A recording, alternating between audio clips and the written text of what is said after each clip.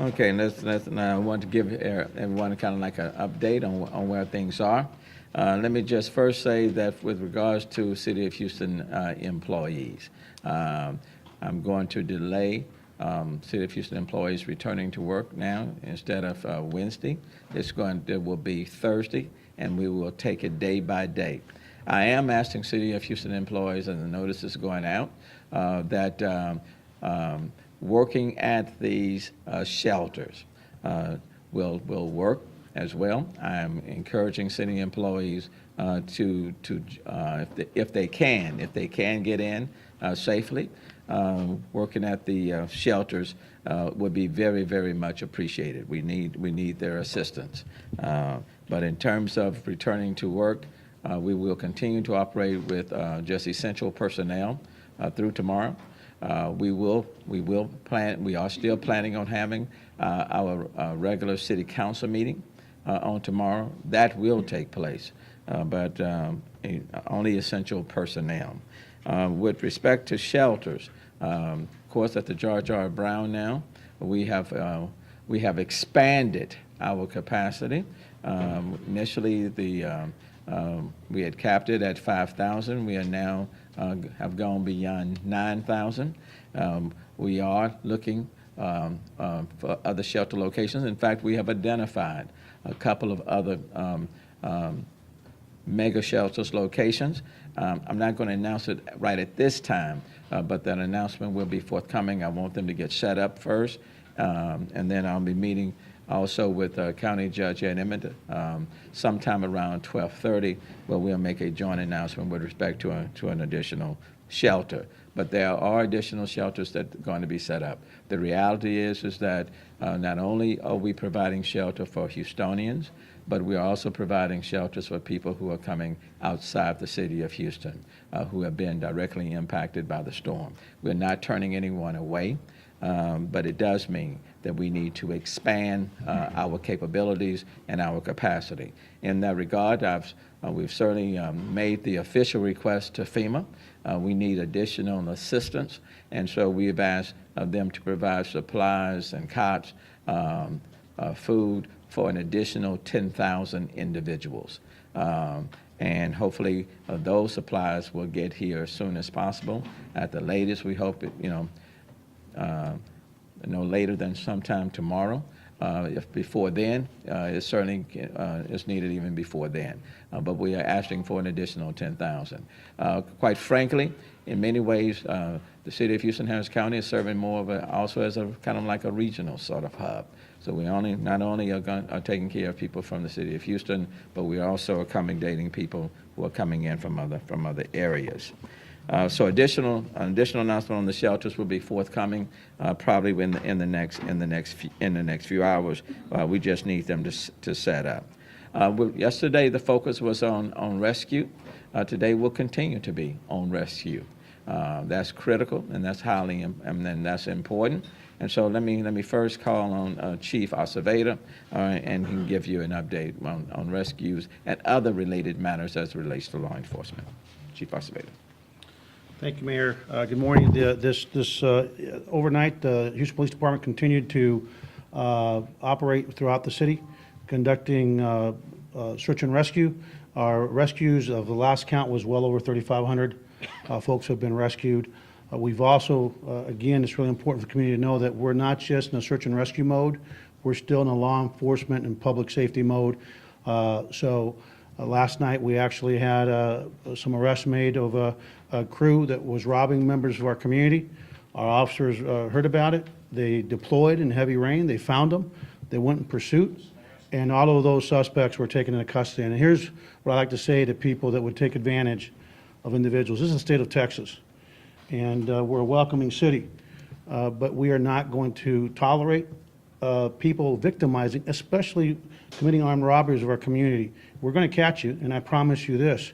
We are going to push hard. I've talked to the district attorney to seek the fullest, two things, the fullest prosecution possible available for any crime that's committed, and secondly, we're going to urge juries and judges to give you the most toughest sentence that you can possibly get. So word to the wise, don't come to Houston because you're going to be caught. And I guarantee you, when you take advantage, including our own criminal element here, you take advantage of people and prey on them on these circumstances, that's despicable behavior, and we're all going to push hard to make sure you don't see the sunlight anytime soon. So we've got armed robbers last night, in the middle of the night, and we also got more looters, a handful of looters at a GameStop last night. And Chief Satterwhite, who's the chief that's been here, helped catch 3 of them. So it's just, it's all hands on deck. We're fully operational. We have resources coming throughout the state of Texas from other major cities. They are already in the AOR. We're beginning to task them. We're beginning to give them specific missions. They will be doing 2 things. First, they will be conducting security at some of our locations where we have evacuees. And secondly, they will be relieving some of our officers in the near future.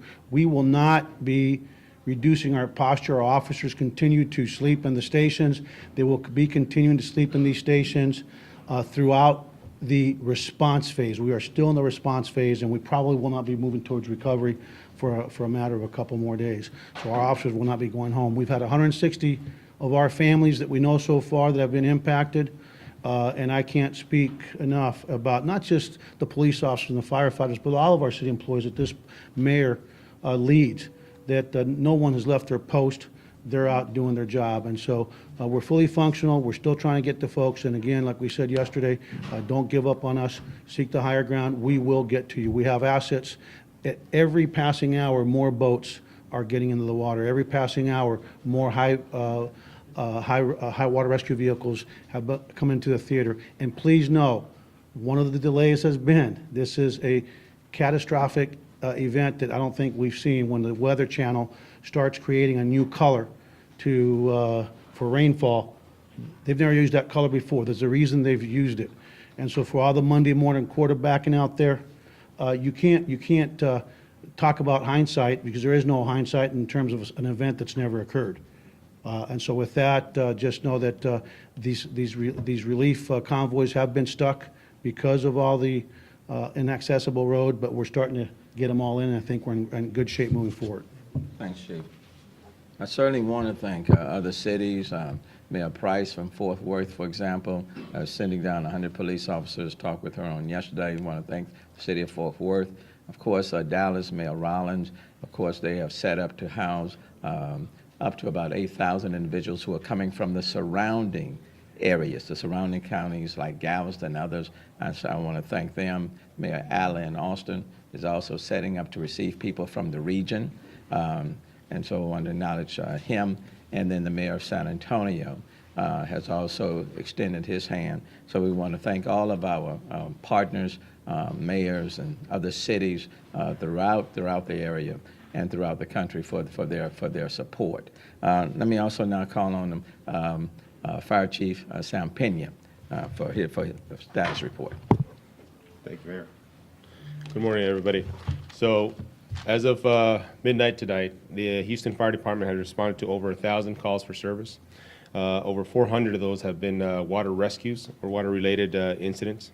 We've augmented our deployment teams, our boat teams, with members from the Texas Task Force 1, as well as the FEMA USAR teams. We keep, as resources arrive on scene, we deploy them to one of 8 area commands. Firefighters, as well as police officers, have been working tirelessly since this event began 3 days ago. We have some crews that are going on their 3rd day in a row. So we've implemented certain things to ensure that our firefighters are receiving the appropriate rest and nourishment. And what I've directed staff to do is to go ahead and establish operational periods. And there'll be some periods where we have less firefighters in the game, so to speak, because they are placed out of service to rest for a few hours, and then brought back in, and we're rotating crews that way. It's difficult for us to bring in 800 individuals to replace the people that are on duty, because in a lot of areas we can't get in and out of the fire stations, so we can't deploy them to where we need them with their equipment. And that's logistically, that's an issue we're having to deal with. But based on the command staff recommendation, we've decided to manage what the resources that we have on scene. And as we're able to bring in fresh crews from off duty, we're doing so. But our operational profile remains the same. We are in a rescue phase at this point. We'll continue to do so until we've ensured that we've serviced every call for rescue that's come into the 911 center. Thank you. An added note on rescues, and that is Kingwood would be a focal point for today. We will continue to work on all of the areas, but Kingwood will be a focal point because there's more water that's coming into the area. So in terms of water rescues in the Kingwood area, we are focusing on the area called the Enclave, which is an area with primarily one-story houses in that area. And so water rescues are taking place at the Enclave, Barrington in Kingwood, Royal Shores in Kingwood, which is closest to Lake Houston, as well as Forest Gardens. The water rescues are out there. I know the fire department and the police department are sending additional assets in that area to the people in Kingwood, and they are being taken to Creekwood Middle School, which is a Red Cross, we call Lily Pad, to get them out of that area for now. The next 24 hours, I think, for the Kingwood area is going to be very important to see how the water continues to flow, but we are watching that area very carefully and I'm working very closely with Councilmember Dave Martin in the Kingwood area. But again, water rescues are taking place in Kingwood at the Enclave, Barrington, Royal Shores, and Forest Gardens. And they have been taken to Creekwood Middle School as a holding place for right now. We're watching that area. All of the areas within the city of Houston we're focusing on, whether it's this area, whether it's in the inner city itself, Spring Branch area, down in the Clear Lake on the south side, all the areas. A lot of our resources are all over the city. And so I certainly want to thank, again, the first responders, police, and fire for being out there 24/7, not just during the daytime, but some of the most hazardous conditions happen to be at night. And we are telling all Houstonians to stay off the street. I'm going to continue to ask all Houstonians to stay off the street. But I want to underscore this. I'm asking all Houstonians to stay off the street.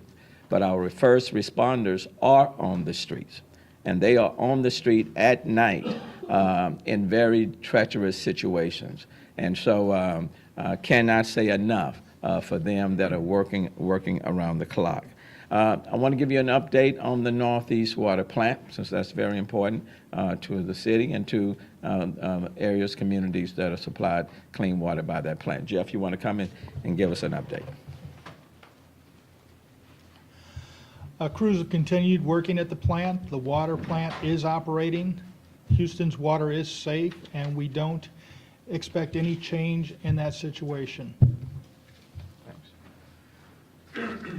And I appreciate Public Works support on that effort. A lot of conversation in reference to Addicts and Barker Reservoir. We indicated on yesterday that they were raising their release level from where it was yesterday, 5,000 cubic feet per second, up to 8,000 gradually, and I think they have reached that point. But I want Steve, if you will come and kind of bring us up to date on that. Thank you, Mayor. Good morning. This morning we were advised by the Corps of Engineers that the Addicts Dam will have some what we call uncontrolled release rates starting this morning. Basically, the ponding levels in the dam have exceeded the elevation at the tail, which is north end between Clay Road and Tanner. That uncontrolled release rate will continue through probably September 20th to some degree of level, peaking out at some time during August 31st in about 2 days. We are in close contact with the Corps of Engineers as well as with Harris County Flood Control District to get a better understanding of where that overflow is going to meander through, what neighborhoods. We anticipate it'll be confined within the areas just west of Beltway 8, between the reservoir and Beltway 8, and the north side would be Tanner, and the south side would be I-10. So we'll have a better handle as we move forward. We just want to make sure that we put the communities on notice to be mindful of what's going on in that area. And so, again, we're in close contact with flood control, and also we've been advised also that Barker Reservoir will have some overflow as well, to a much lesser degree. But both reminding everybody that both reservoirs flow into Buffalo Bayou. And what flood control has said to us is if you're looking at a floodplain map of Buffalo Bayou, the flooding that's been occurring is right around the 500-year floodplain level, and they anticipate that that's about what it's going to be as we move forward, even with these overflows in the future. So if you have any other questions relative to that, I'd be happy to answer them later on. Thank you, If Mayor. you'll speak to the water level in the Kingwood area as well. Yes, so we had another discussion with flood control about what's going on at the West Fork of the San Jacinto River. We were advised by the San Jacinto River Authority that they have started to decrease their discharges out of Lake Conroe. They have leveled off. The flooding on the West Fork of the San Jacinto, which is the south part of Kingwood, has not yet peaked, and it's about a half a foot above the 500-year floodplain. And so we're just trying to make sure that we monitor that as we move forward. Flood control is again monitoring those, and we anticipate getting some additional information from them as we move forward the next couple of days.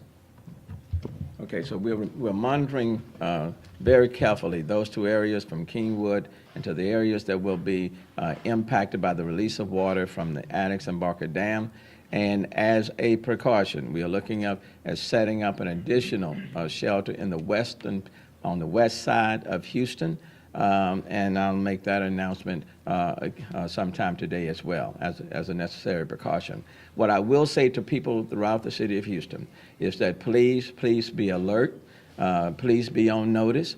The situation still remains dynamic, and will be dynamic throughout the next 24 hours. But we are monitoring the situation carefully. If, based on the modeling and things that we see, if we think there's going to be additional flooding, for example, in these areas, we will quickly advise you and then recommend a course of action. So just be on notice. Things are dynamic. We're trying to get more specific, detailed information, as, for example, what the release means. Coming from these from Addicts and Barker, and so but we want to stay on top of that, and we'll advise you accordingly. I think those are all the things that I intended to recover. The outages remain, Floyd? Yes, sir. You want to just cover that? Thank you, Mayor. CenterPoint Energy continues to have about 100,000 customers without electric service. The flood is a challenge in terms of getting crews to where repairs are needed. Over the last 24 hours, our crews restored service to 240,000 customers, yet we still have 100,000 customers without service. As fast as we get them on, we're losing additional customers. Since Harvey hit on Friday, 580,000 customers have been restored. At this point, 96% of the customers in the area have electric service, but the ones who don't, we want you to know you're a priority for us, and as conditions allow, we will be getting that service back on. And one final point, families help families and neighbors help neighbors. If you've been without service and you know people who have electric service and you need access to that, please help each other. Thank you. I want to underscore, this is a storm of historic proportions, not just to the city of Houston, and not just to the Harris County, but to the entire region. The city of Houston is serving as a hub center, if I can use that, not just for the people of Houston, but the people that are in the area. And so, for example, at the George R. Brown, we have not turned anyone away. And, there are many people at the George R. Brown that are coming from outside of the city of Houston. The point is they're in a point of need, and we will be there for them. That is also one of the reasons why we are going to be opening up 2, possibly 3 additional shelters to accommodate the need, because in certain areas, for example, are ordered to evacuate outside of the city of Houston. They have to go somewhere, okay? And so we're making ourselves available to address those concerns. We want to make sure that we're not overlooking or missing anybody in the city, okay? Especially people who are seniors, people who are disabled, people who are in low-income communities. If you know of individuals, or if you think individuals especially when it comes to seniors and other disabled that may be living in neighborhoods that have flooded and they're there by themselves or they needing to be rescued, please continue to let us know. Any life-threatening situations, please let us know and continue to use 911. I'm going to ask you again for this day to stay off the roads because there are many roads that are still not impassable. My hope is that once we get past the next, let's say, 24 hours, that the situation in the city of Houston weather-wise will significantly improve. But until then, let's just continue to be very careful in terms of our mobility in the city of Houston, and let's continue to meet the needs of Houstonians that find themselves in a very stressful crisis situation. Any questions? Yes, sir. I have a question about reports of a Houston police officer succumbing, drowning after a vehicle was swept away in high water. I've heard those reports, and we are taking a look at it, and I don't have anything to tell you at this time. Chief, can you I don't have anything to Hey, add. Chief, can you expound on your tweet that you sent out a few hours ago about the disruption of water supplies? Is there a chance, your tweet about the water supplies from earlier, you sent out a tweet in case of a disruption of water supplies on a bathtub full of water. Is there a That, chance of? like they say, that the water's in good shape. We don't anticipate it to go down, but always hope for the best and prepare for any disruptions. That's all that is. Chief, any implementation of curfews at this point? Not at this time, but as soon as we go into recovery phase or we see a need for that, we will assess at that time. Well, you're at the podium. Some of the things that we have are hearing from families at the George R. Brown is they haven't turned anyone away. It's thousands of people at this point. They're hearing homeless and other sorts of people are mixed in with family members. Some of those families are now concerned about their safety. When you're dealing with mass amounts of people at these shelters, Mayor, can you speak a little bit about what you're doing to keep everyone safe? Well, the job is to keep everyone safe, every human being safe. The doors have been open to anybody that has been out into the elements. But what I will say to you is that we are opening the doors and opening these shelters to get people out of inclement conditions, but we expect everyone to be orderly and well behaved. We do not, and we are not going to tolerate any activity that's criminal in nature or that is disruptive, okay? So the shelters are to assist people in coming out of the elements, coming out of a crisis state, stabilizing their situation. But if there's anybody that's engaging in any activity that works against that, then those individuals will be ejected. So you recognize the importance and the reason they're there, but if there's anything that makes it even uncomfortable in terms of any sort of criminal activity or bad behavior, those people will not be welcome at the shelters. Mayor, while we're talking about the GRB, Sure. the capacity doubled, nearly doubled from 5,000 to 10,000 folks. It has. At what point will you have to turn people away? Let's put it this way. We are not going to turn anybody away from shelters. We are going to make we are going to provide additional options available. So how close are you at the convention center to saying there's no more room at the end? Well, let's put it this way. Everybody, the doors of the George R. Brown will not close, okay? But we will provide additional mega shelters today, within a matter of hours, for other people to go to. But clearly that place needs some relief. I mean, we've talked to. Relief is coming. Relief is coming. Right, We know, a lot of people there. right. They're hot, they're tired, they're frustrated, they're grimy, and some of them are grumbling. There's too little water, there are too few bathrooms. They don't have enough cots. We are going. How can you assure them that this is going to work? Well, number one, let me assure you that it's going to be improved today. Number two, the number at the George R. Brown is going to be reduced today. Number three, we're still going to be able to meet the needs of anyone who is in need of shelter in the city of Houston today. Can you guarantee that the supply chains of food, water, cots are going to get through that center? We are- Timing stuff. We have made a request on FEMA for an additional 10,000 cots and additional supplies. And we have said that we need them to get here as soon as possible. I think the key thing for people who are in homes or in water, okay, they want to come out of the elements and they want a dry environment. Number one, we're going to provide them a shelter and a dry environment. Number two, once they're there, they need to be fed. They need additional clothing. We're asking Houstonians and those who can to contribute clothing of all kinds. We need that. There are a lot of people in these shelters that are children. They are kids. Not only do they need clothing, they need things to do. So if people have coloring books, if people have toys and things of that nature for these kids, we're asking you to make those things available.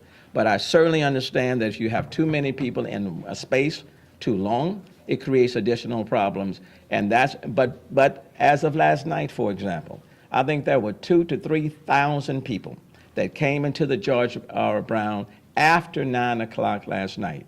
We were not going to turn anybody away. Let me ask you a big picture. Sure. A lot of safety officials agree with your decision not to order evacuation. But at that point, of course, the challenge and responsibility is to take care of the folks who've been told to stay put. You had a hazard mitigation plan. Are you satisfied that that plan was the right plan? Do you have enough, have you done enough to take care of the folks who were told to stay put? Let's put this, let me try to put it this way. This was a catastrophic storm. The hurricane did not hit the city of Houston. The city of Houston has been impacted by an inordinate amount of rain that fell on the city of Houston. But the city of Houston, Harris County, was not hit by the hurricane. I think in terms of, and you cannot evacuate, and I want to say this again because sometimes I guess it's being missed. You cannot evacuate 6.5 million people. In 35 states. Within 2 days. You cannot. That would be chaotic. We would be putting people more in harm's way.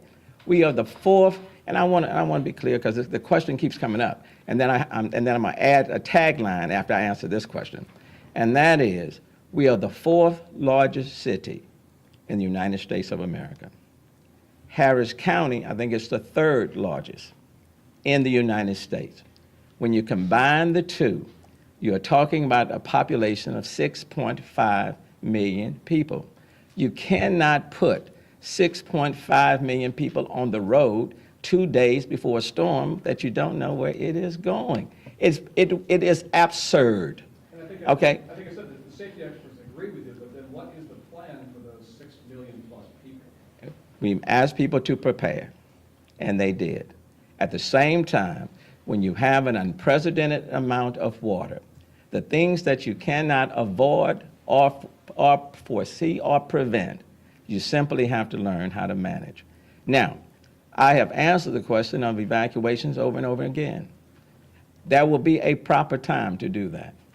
My primary concern for all the talking heads out there and the people who are second guessing, come and join us in rescuing people right now that need to be rescued. I am more concerned about first responders who are working late at night in treacherous conditions. I'm concerned about first responders who are going without their medicine. I have police officers and firefighters right now who are living in neighborhoods that are flooding or about to flood, and they have left their homes in order to take care of other people, and their families remain in harm's way. I'm concerned about seniors and people who are disabled, low-income individuals, communities in the inner city, in Kingwood, in Clear Lake, in Fort Bend, in Denver Harbor, in Spring Branch. Those are the people that I'm concerned with. That's where my priority is. I'm going to allow all the people on social media and talking heads to talk, but they don't have the responsibility of managing or running this city. I do. And that's where my focus is. I want to focus on the people who need my help now. And I'm going to allow people who spend a lot of time behind a desk, not providing any support, not sending in one piece of clothing, but can talk, what people want to see. They want to see whether or not their needs are being met. This is the city of Houston. We are the fourth largest city. Can you imagine a city like LA or anybody else city moving in 2 days? You can't. But we can take care of what is in front of us, and that's exactly what we're going to do. Yes, ma'am. Mayor, I want to be Yes. clear about the Houston police officer, clear as you can be. Can you confirm what we've heard reports of a Houston police officer losing their life last night or recently, being swept away in a vehicle? I can't confirm, but we're certainly looking at all of our police officers, all of our firefighters. We want to make sure that they're accounted, that we can account for them, but I can't confirm at this time. So you can't account for all the police officers right now? No, what I'm saying is that I want to make sure that we know where all of our first responders are.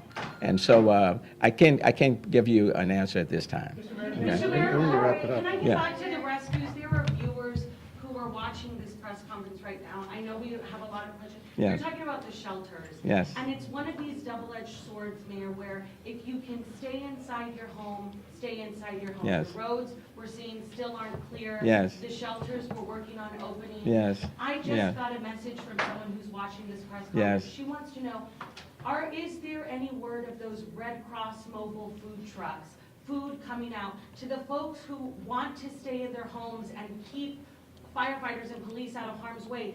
Can we get supplies to these folks in the flooded areas? Let's talk about these people. And we are making requests on Red Cross for additional supplies.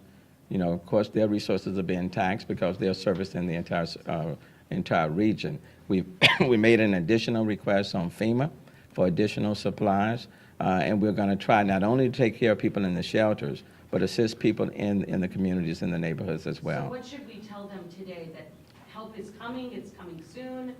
Help is certainly coming. It is my hope that as more streets become passable, that grocery stores and others will soon start to reopen. That's my hope. I think today is going to be one of the critical days. I think once we get past today, and I'm going to ask again for people's patience, I think once we get past today, I think you're going to see, my hope, you're going to see significant improvement Wednesday going forward. Okay? Thank you. Thank you.